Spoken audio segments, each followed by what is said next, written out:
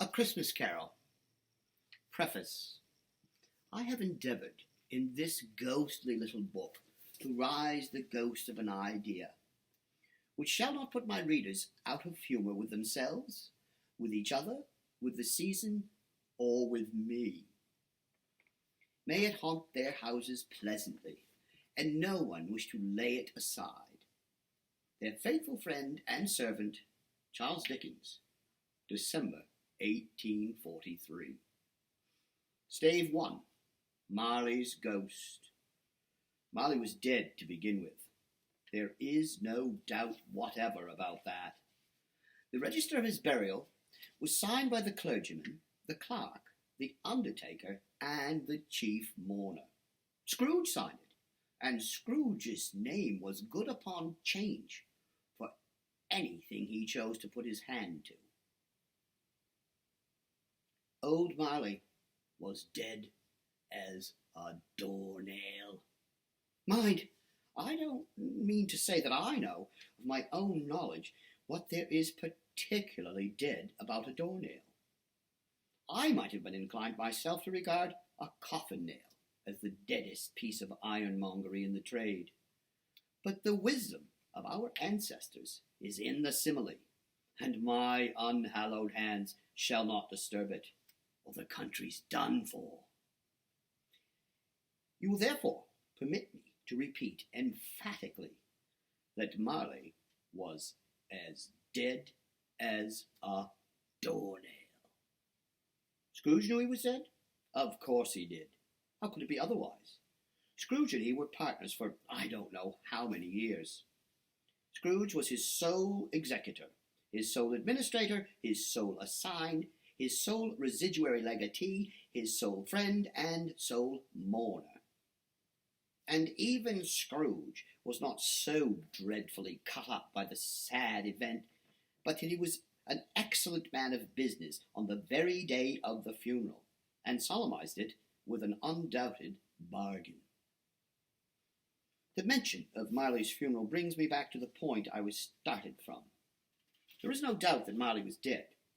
This must be distinctly understood, or nothing wonderful can come from the story I'm going to relate. If we were not perfectly convinced that Hamlet's father died before the play began, there would be nothing more remarkable in his taking a stroll at night in an easterly wind upon his own ramparts than there would be in any other middle-aged gentleman rashly turning out after dark in a breezy spot, say St. Paul's churchyard, for instance, literally to astonish his son's weak mind. Scrooge never painted out old Marley's name. There it stood, years afterward, above the warehouse door. Scrooge and Marley. The firm was known as Scrooge and Marley. Sometimes people new to the business called Scrooge Scrooge, and sometimes Marley. But Scrooge answered to both names. It was all the same to him. Oh, but he was a tight-fisted hand at the grindstone, Scrooge.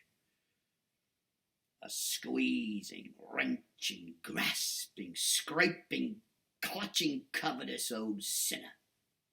Hard and sharp as flint, from which no steel had ever struck out generous fire, secret and self-contained, and solitary as an oyster. The cold within him froze his old features, nipped his pointed nose, shriveled his cheek, stiffened his gait, made his eyes red, his thin lips blue, and spoke out shrewdly in his grating voice. A frosty rime was on his head, and on his eyebrows, and his wiry chin. He carried his own low temperature about with him always. He iced his coffee in the dog days, and didn't thaw it 1 degree at Christmas. External heat and cold had little influence on Scrooge. No warmth could warm, no wintry weather chill him. No wind that blew was bitterer than Scrooge. No falling snow was more intent upon its purpose, no pelting rain less open to entreaty. Foul weather didn't know where to have him. The heaviest rain and snow and hail and sleet could boast of the advantage over him in only one respect. They often came down handsomely, and Scrooge never did. Nobody ever stopped him in the street to say with gladsome looks, "My dear Scrooge, how are you? When will you come see me?" No beggars implored him to bestow a trifle. No children asked him what o'clock it was. No man or woman ever once in all his life inquired the way to such and such a place of Scrooge. Even the blind men's dogs appeared to know him, and when they saw him coming on, would tug their owners into doorways and up courts, and then would drag and wag their tails as though they said, "No eye at all is better than an evil eye, dark master." But what did Scrooge care? It was the very thing he liked, to edge his way along the crowded paths of life, warning all human sympathy to keep its distance. It was what the knowing ones call nuts to Scrooge. Once upon a time, of all the good days in the year, on Christmas Eve, old Scrooge sat busy in his counting-house. It was cold, bleak, biting weather, foggy withal, and he could hear the people in the court outside go wheezing up and down, beating their hands upon their breasts and stamping their feet upon the pavement stones to warm them. The city clocks had only just gone 3, but it was quite dark already. It had not been light all day, and candles were flaring in the windows of the neighboring offices like ruddy smears upon the palpable brown air. The fog came pouring in at every chink and keyhole, and was so dense without that although the court was of the narrowest, the houses opposite were mere phantoms. To see the dingy cloud come drooping down, obscuring everything, one might have thought that nature lived hard by, and was brewing on a large scale. The door of Scrooge's counting-house was open, that he might keep his eye upon his clerk, who, in a dismal little cell beyond, a sort of tank, was copying letters. Scrooge had a very small fire, but the clerk's fire was so very much smaller that it looked like one coal. But he couldn't replenish it, for Scrooge kept the coal box in his own room. And so surely as the clerk came in with the shovel, the master predicted that it would be necessary for them to part. Wherefore the clerk put on his white comforter and tried to warm himself at the candle, in which effort, being a man of not strong imagination, he failed. "A Merry Christmas, Uncle! God save you!" cried a cheerful voice. It was the voice of Scrooge's nephew, who came upon him so quickly that it was the first intimation Scrooge had of his approach. "Bah!" said Scrooge.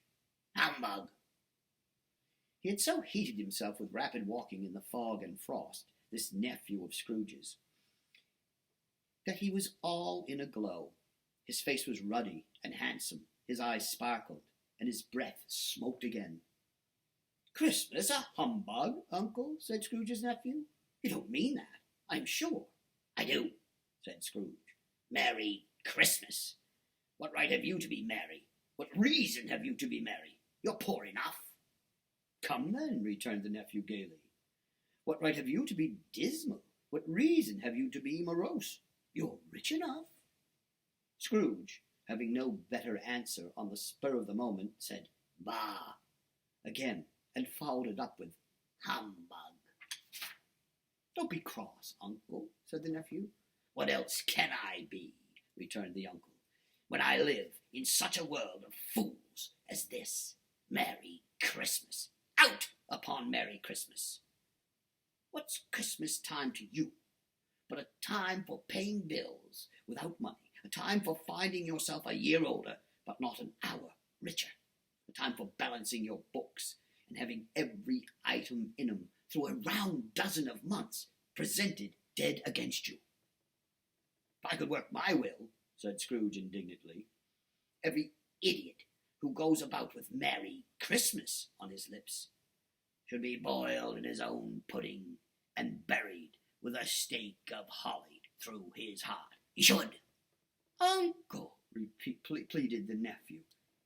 Nephew, returned the uncle sternly. Keep Christmas in your own way, and let me keep it in mine. Keep it, repeated Scrooge's nephew. But you don't keep it. Let me leave it alone, then, said Scrooge. Much good it may do you. Much good it has ever done you. There are many things from which I might have derived good, by which I have not profited, I dare say, returned the nephew. Christmas among the rest. But I am sure I have always thought of Christmas time, when it has come round, apart from the veneration due to its sacred name and origin, if anything belonging to it can be apart from that, as a good time. A kind, forgiving, charitable, pleasant time. The only time I know of in the long calendar year of the year when men and women seem by one consent to open their shut-up hearts freely, and to think of people below them as if they were really fellow passengers to the grave, and not another race of creatures bound on other journeys. And therefore, uncle, though it has never put a scrap of gold or silver in my pocket, I believe that it has done me good, and will do me good, and I say God bless it. The clerk in the tank involuntarily applauded.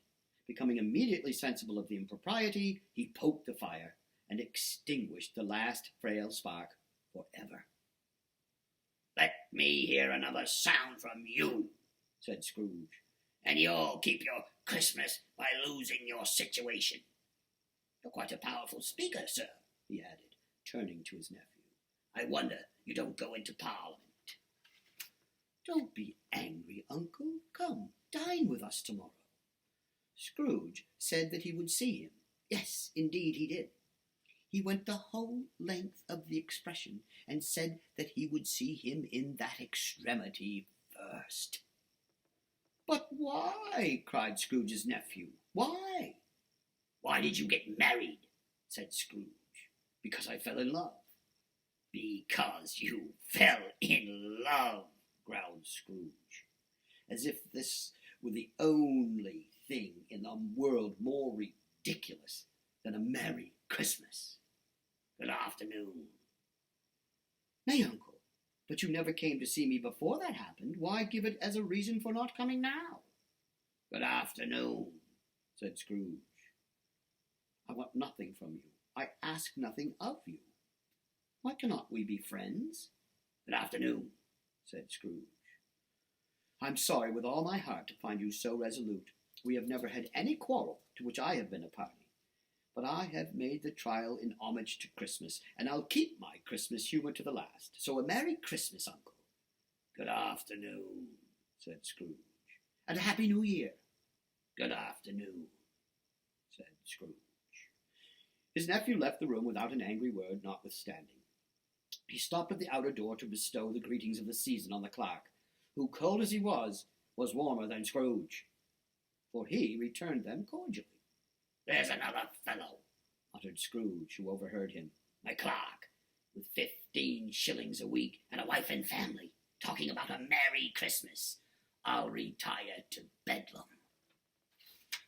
This lunatic, in letting Scrooge's nephew out, had let 2 other people in. They were portly gentlemen, pleasant to behold, and now stood with their hats off in Scrooge's office. They had books and papers in their hands, and bowed to him. Scrooge and Marley, I believe, said one of the gentlemen, referring to his list. Have I the pleasure of addressing Mr. Scrooge or Mr. Marley? Mr. Marley's been dead these 7 years, Scrooge replied. He died 7 years ago, this very night. We have no doubt his liberality is well represented by his surviving partner, said the gentleman, pressing his credentials. It certainly was, for they had been 2 kindred spirits.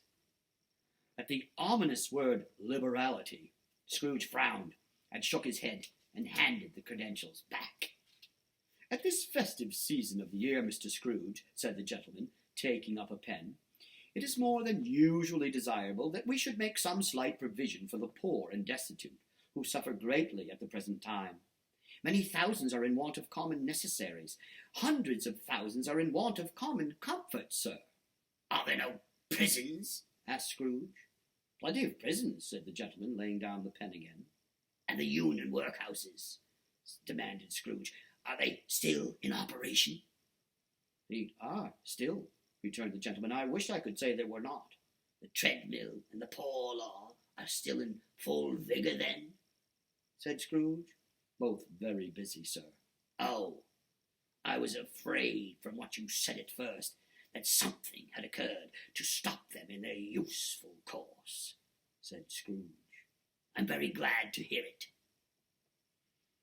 Under the impression that they scarcely furnish Christian cheer of mind or body to the multitude, returned the gentleman, "a few of us are endeavouring to raise a fund to buy the poor some meat and drink and means of warmth. We choose this time because it is a time of all others when want is keenly felt, and abundance rejoices. What shall I put you down for?" "Nothing," Scrooge replied. "You wish to be anonymous?" "I wish to be left alone," said Scrooge. "Since you ask me what I wish, gentlemen, that is my answer. I don't make merry myself at Christmas, and I can't afford to make idle people merry. I help to support the establishments I have mentioned. They cost enough, and those who are badly off must go there." "Many can't go there, and many would rather die." "If they would rather die," said Scrooge, "they had better do it and decrease the surplus population. Besides, excuse me, I don't know that." "But you might know it," observed the gentleman. "It's not my business," Scrooge returned. "It's enough for a man to understand his own business and not interfere with other people's. Mine occupies me constantly. Good afternoon, gentlemen." Seeing clearly that it would be useless to pursue their point, the gentleman withdrew. Scrooge returned to his labours with an improved opinion of himself, and in a more facetious temper than was usual with Scrooge.